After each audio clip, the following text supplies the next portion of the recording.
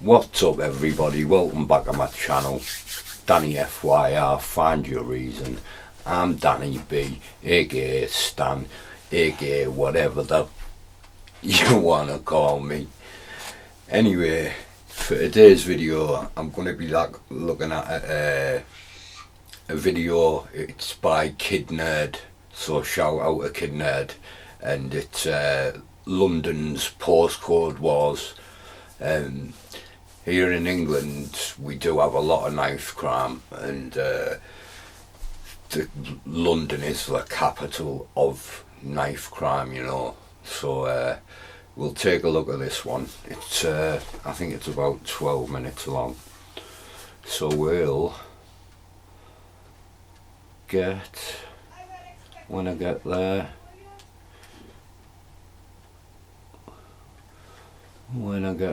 sorry about that, take that back.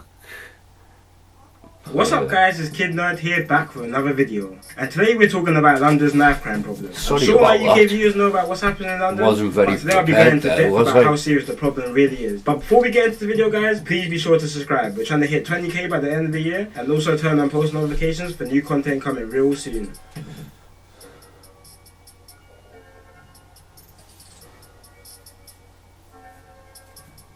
Now, most people from outside the UK think about London. They probably think about royalty and a bunch of old people drinking tea. But this is far from true. London actually has a very big gang problem, fueled by something called postcode beef. Postcodes are literally just areas, and whatever postcode you're from pretty much defines you in London. It's kind of like zip codes if you're American. And in the bigger spectrum, there's something called boroughs. There are 32 boroughs that make up London, and boroughs are essentially just bigger areas which hold up these postcodes. Obviously, there are a few boroughs in London that are not really that affected by knife crime, like Rich and the Kingston upon Thames, which if you are looking for the stereotypical white rich people drinking tea, you probably find that there. But on the other hand, we have boroughs like Newham in East London, which is one of the most impoverished areas in London. Newham has had a long going postcode war, which has literally divided the borough into two sides, North Side and South Side Newham. North Side are built up with the postcodes E15, E13, E7, while South Side is built up of E6 and E16. This divide started in 2009 when a boy called Stephen Lewis was stabbed to death outside a party in the borough. Stephen Lewis lived in the E13 postcode, while his killers lived in the E16 postcode. This then left the remaining postcodes in the borough to pretty much pick a side, and the whole borough has been at war ever since. One murder that really ignited this beef recently.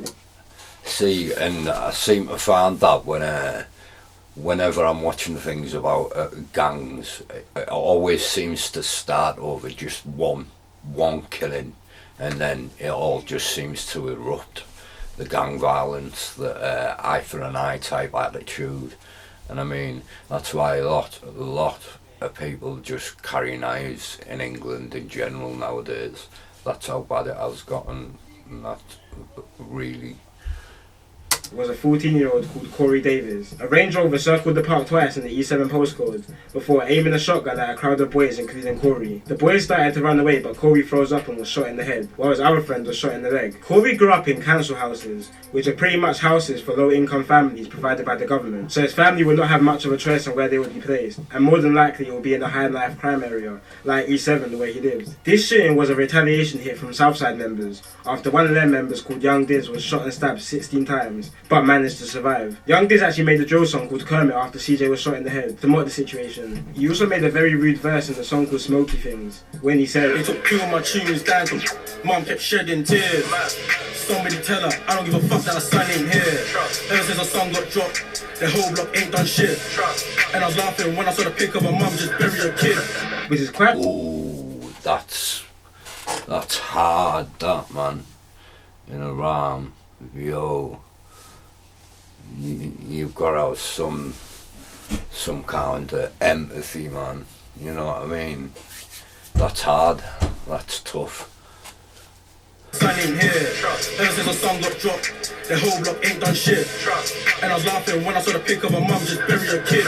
Which is quite worrying considering this guy is 23 and he keeps on dissing a dead 14-year-old. Kind of like the Tuga situation in Chicago. Young Diz's real name is called Isaac Donker, and he's currently serving 12.5 years for kidnapping and torturing a 16-year-old drug dealer after he ran off with his drug supplies. Young Diz filmed the teen on the Snapchat, why he was kidnapped, with plastic bags over his head, and forced into the strip while being badly beaten up. Young Giz would actually recruit a lot of these young people to do a lot of dirty work for him. He would target kids as young as 13 from a nearby borough called Barking and Dagenham, and would buy them food and give them money to do criminal activities for him. He even made a set of youngers called YACG, which stands for Anyone Could Go. These teams are mainly from the Barking and Dagenham borough, but they rep the E6 postcode, where Young Giz is from. So we even have kids from the outskirts of London that are willing to kill for an area they don't even live in. Deaths like Corey's have now left young teens in each area wanting revenge for their friends that have now died, causing them to get involved in this beef when half of them don't even know how it started. Not only this, but older people in the areas will guilt trip and groom youngers to go and retaliate back for their dead friends. And this really is a never-ending cycle, because each death just brings new young people into this feud. Even recently in April, a young NHS worker was stabbed to death in the E16 postcode after being suspected for a member of the Southside Durham gang. So even, you know, just for being suspected of being from the other postcode, you get murdered. That poor dude was an NHS worker. Probably went through COVID and everything. Yeah. Rest in peace to that guy. It's even getting to the point where people can't even walk their streets anymore after a certain time, because if a gang sees them on a ride out, they're stabbing first and asking questions later. You don't even have to be involved at this point. But before we get into all this, let's go back to the origins of gang culture in London. During the 1950s, after World War II, an influx of Jamaican immigrants started to move to the UK in hopes of a better life. They were called the Windrush generation, and this was basically the UK government's plan to help rebuild the UK after World War II. This allowed Jamaican immigrants to find work in the UK, but also opened the doors for a lot of Jamaican drug traffickers who found a new market to sell their product. This created a surge in drug users in the UK, and in the 80s, Yardie's gangs were starting to form in major cities in England. These gangs set up something called county lines. County lines are essentially just trafficking drugs into rural and more smaller towns in the UK. So a lot of these gangs that were in London would send members from their gang to start selling drugs in smaller towns in the UK, pretty much just to find new customers. And this still goes on today, and is a major problem, because most of these people that would be sent out are kids as young as 11. Older gang members from the area will groom the kids with little bits of money and gifts, which would then be used against them later for favours, like sending them out to sell drugs. These drug operations started causing frictions, so often there will be many tat-for-tat killings from these Yardie gangs to protect their drug lines and their territory.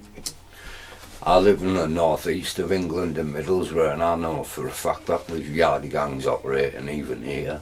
You know, that's how far this spread. In the 90s, these gangs started to become area-based, and an early example of an area gang would be the Tottenham Mandem, who operated in North London in Tottenham. They had beef with the Hackney Boys, who are based in North East London in the borough of Hackney. That beef was going on for quite some time, but now both gangs have split into many little gangs that now beef each other. The Hackney Boys are completely split and have around 7 different gangs that have been branched out of it, which obviously all beef each other for whatever reason. And the Tottenham Mandem are now split into a few gangs in the Tottenham area, but the main two are OFB and MPK, which some of you have probably heard doing drill music. OFB are from the Border Water Farm Estate in Tottenham, and MPK are from the Northumberland Park, which is literally 5 minutes away from each other. OFB and MPK have had a very on and off relationship, but even recently they used to be heavily linked. This all changed due to a murder case of a rival gang member from Wood Green called K1. The OFB and MPK gang rid out in broad daylight with their bicycles to their rival's area outside the cinema complex in the full sight of civilians, and stabbed and shot K1 dead in front of crowds. Here's a little footage of the carnage that happened.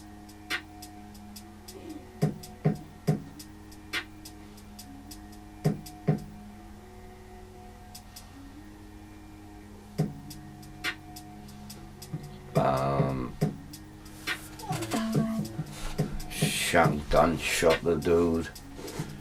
After this, 4 MPK members and 1 OFB member was arrested and put on trial for the murder. The OFB member was actually an up-and-coming drill rapper called SJ, and just before he got sentenced, he was really starting to show some traction, with co-signs from Drake and over 10 million views on his song, which is very rare from a new drill artist. It turned out that one of the MPK members actually snitched on the rest of the members, and they were all sentenced to life in prison. Which is even sadder when you find out all these people that were sentenced were under the age of 18, with the exception of 1. This situation turned into many sneak disses from OFB and MPK members on social media and drill songs. It was basically a game of who snitched. MPK was saying OFB snitched and OFB was saying MPK snitched. This all heated up when 2 OFB members got stabbed by MPK members in a barbershop in Tottenham. MPK members were quick to hit social media and mocking the situation, especially due to one OFB member hiding in the toilet and leaving his 2 other members to get stabbed. And just like that, a new beef has now started in London. Now the situation has turned physical. OFB can't just try and bless it with the MPK members, because now they'll be seen as victims and not serious. And this whole gang life is literally just about image and integrity. That's literally what it is. If you want to accurate outlook on London's street life, listen to Lowski's song called Life So Deep. It literally explains how the gang life seems all good until stuff gets real. And Lowski's gang, Harlem Spartans in South London, are a good example of how gang life can go 0 to 100 so quickly. In 2016 and 17, Harlem Spartans were having the years of their life. They dropped tunes like Kenner and Where It Started, which is now on 16 million views, which is very rare for a UK drill song. Not only this, but they were actually doing drills. They were really doing what they were rapping about, and causing quite a storm to the ops who was in Brixton, South London. They were also making money in the trap, serious money, and like most gangs in London were involved in county line operations. Now obviously with all this attention they're drumming up, the feds were starting to clock onto them. These times Harlem Spartans were doing numbers on YouTube. Lowski, who pretty much set the platform for the group with his songs DJ Khaled and Hazard, was in jail for some gun charges. Oh yeah, and if you didn't know, guns are illegal in England, and possession of a firearm could get you a max sentence of 14 years. That's what I mean, man. Also, advertising what you're doing. I mean, advertising it through music and what you're doing is what you're rapping about, man. That's dumb. You know what I mean? The feds are obviously gonna get onto you straight away. They're not stupid, man. They know all these gangs in London. Like a lot of them are rap groups also. So the police and down there, they do look into these YouTube videos and they do check people's Facebooks and things like that. They're far from stupid, man.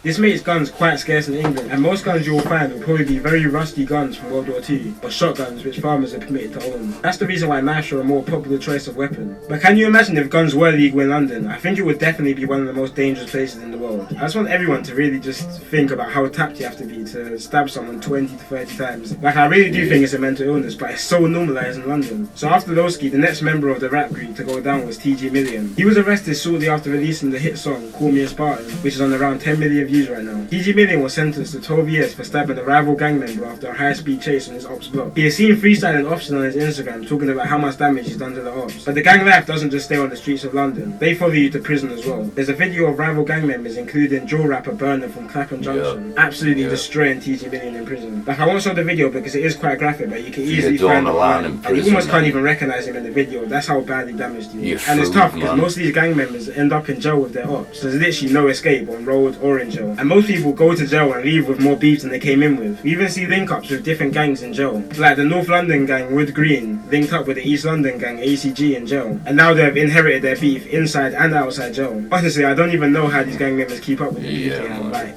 it seems like some of these gang members in the areas are just beefing half of London, which is just... So anyway, crazy. Back to Harlem Spartans. In 2017, shortly after releasing their most popular track, Kenner and Where It Started, their two most popular rappers, Blanco and Mizzo Mac, was arrested in a cab while riding on their ops, with a samurai sword and a gun. They got 3 and 6 years, but are both out now because in UK prisons you normally do half the time you're served for good behaviour and just to clear out the prisons quicker. But this put the group on hold for a bit musically, but the beef was still popping as ever. In 2018, it all really started kicking off, and in May, Harlem Spartans affiliate, GB, was shot dead while playing football in the park. He was only 17 years old and was from a group called Moscow 17. These guys are literally from an estate 7 minutes away from the Harlem Spartans block. Harlem Spartans and Moscow were still grieving the loss when 2 of their members were riding out on their ops block for revenge. A Harlem Spartans member called SA spotted some rivals in the car and drove up close and aimed his gun at them. The gun jammed while trying to shoot and he was stabbed in the chest and died on the scene. He was then pushed off the ped by the Moscow member and left to die. 3 months after this, Moscow 17's leader was stabbed to death in the same location where the other member GB died, which is even more ironic because Incognito was there when GB died. And rival gang members even said the bullet was meant for Incognito, it wasn't even meant for GB. Just before he got murdered, Incognito actually beat a murder charge. He was arrested for the murder of a Zone 2 affiliate called Abs. Zone 2 are their main ops, and Incognito raps about the murder charge in a song called Blessed. So now Harlem and Moscow just lost 3 members in 4 months, and they were really starting to get mocked by their ops heavily. And even fans were starting to comment on Harlem Spartans members pretty much saying ride for your dead friends. But the thing is, all these fans think they know about what's going on in the street from drill pages and songs, but they really don't. Not even the slightest. They even think all these deaths and stabbings are just fun and games, but don't really understand that mums are crying and lives are ruined from all this. So Harlem Spartans are going on an absolute rampage after this. Harlem rapper G Smarko ridden his ops block on Halloween and shot a rival in the head. He was then sentenced to 21 years in prison. Another member called Jug was jailed for 10 years after stabbing a 30-year-old man in the head, leaving permanent brain damage. Harlem ran another ride out to the ops block when members GG and Scratcher were caught and arrested and sentenced to 10 to 5 years for possession of a firearm with intent to cause danger. Things got worse to worse worse when their most popular rapper, Lowski, was caught with a firearm in the cab and was arrested for possession of it. This left the rapper Biz to be the only one to hold it down for the group, but he was stabbed to death on December 6th last year. And it's even sadder that before Biz died, he wanted to turn his life around and turn legit after he beat some charges earlier in the year. But there's so many examples of people who joined the London gang life and tried to leave, but failed. A great example of this is an ex-MPK member called Kobe. MPK is the gang that I mentioned earlier who had beef with OFB. But Kobe started to change his life around and even started to be an advocate for helping people get out of knife crime. He was stabbed to death by MPK rivals, even though he left that whole life behind him. So there really is no escape unless you move to the other side of the country. But even then, you can get caught by county line trappers from London. But these are just a few examples of gangs in London. Now, London knife crime has escalated a lot since 2015, and everyone is stuck wondering why. Is it the community centres closing down? Is it gentrification, which is making London so unaffordable for low-income families? Or is it the rate of stop and searches going down around London? Now, my opinion on the matter is someone who's seen first-hand effects of knife crime, and as I said before, this is my personal opinion, and I think it's drill music. There was a clear trend of when drill music started to take off in 2015, when knife crime really started to increase. Now, these drill songs are literally glorifying stabbing and shooting people, and making it seem like some sort of game with points for killing ops, and jokes about smoking on dead ops. And for an outsider looking in on these drill songs, like, it looks kind of lit. We're now even seeing increasing numbers of knife crimes outside of London, which previously didn't have any type of high numbers in crime. Because it looks cool, all these drill rappers talking about how much money they're making in trapping. Yeah, real talk. I mean, I can imagine that's why the young ones they see that and they want to replicate that. So I imagine that's why they do get into the gangs, you know what I mean? But they don't know what they actually getting themselves into in the long run. And it's sad, man. It's sad. And all these girls that they're getting while dancing around, stabbing their ops. And this actually gets to younger people's heads, like, the life actually looks appealing. But what most of these drill rappers don't tell you about is how they can't walk around the streets or go certain places without the chance of being killed. They don't tell you about the police coming to their mum's house every week because they're a known gang member. They don't tell you about all the friends they have that are doing life for murders. And they most definitely don't tell you about them living in poverty. But guys, let me know what you guys think about why this is happening, why knife crime is going up so much recently. But guys, it's been your boy Kid Nerd, and peace out. Well, that was that one. Go ahead, subscribe, Kid Nerd. Shout out to Kid Nerd. Yeah, my thoughts about that video. He's right in what he said. People tend to think that we don't have guns in England. We do. They're just not as prevalent as in places like America, because obviously they are illegal here. So that's why knife crime is the more prevalent violent crime. And but I just want to say, he was just focusing on London there about knife crime, but knife crime is everywhere in the country. I've actually been affected by knife crime myself. Not me that was stabbed, but I was sat next to my friend who was stabbed in the neck with a kitchen knife. It was big, you know, but that's a story for another time. But yeah, I mean, what can I say? It's only going to get worse, and it's down to the government to try and come up with some kind of solutions for these youngers to get into, you know. I mean, I haven't got the answer because year on year knife crime just seems to be going up. But London is definitely the capital, because just the amount of gangs and the amount of beef that they have with each other down there. So anyway, that was me, Danny B, aka Stan, aka whatever that you want to call me. I'm out. I love y'all. Peace.